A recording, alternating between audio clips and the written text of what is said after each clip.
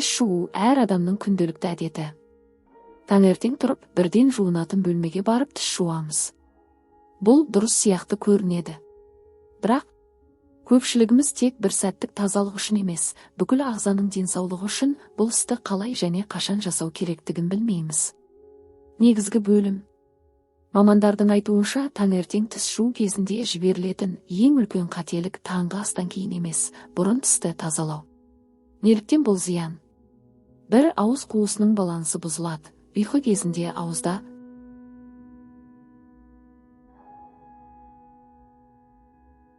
бактериялар көбейеді.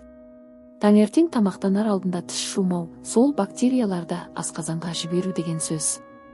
2. Тамақ қалдықтарымен араласу. Тамақтанып болған соң тіс жумау, қышқыл қалдықтар мен бактериялардың ауызда қалып, тісті бұзуына жол ашады. Бұл тіс шіріндісінің, иіс пен қызыл иек ауруының басты себебі. 3. Жүрек пен бауыр қатысады. Иә, дұрыс естідіңіз. Ғалымдар ауыз қуысындағы бактериялардың қан арқылы бүкіл денеге таралып, жүрек, бауыр, тіпті ми ауруларына әкелуі мүмкін екенін дәлелдеген. 4. Жөтел мен асқазан мәселелері. Таза емес ауыздан бактериялар асқазанға түсіп, гастрит, қышқылдық бұзылыс сияқты проблемалар тудырады. Қорытынды.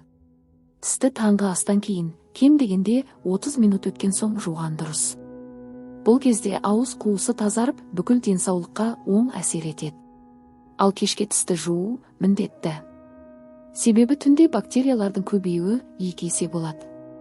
Кішкентай өзгеріс үлкен нәтиже. Тісті дұрыс жуу арқылы денсаулықты сақтауға болады. Өзгелермен бөлісіңіз, бұл ақпарат көп адамға пайдалы болуы мүмкін.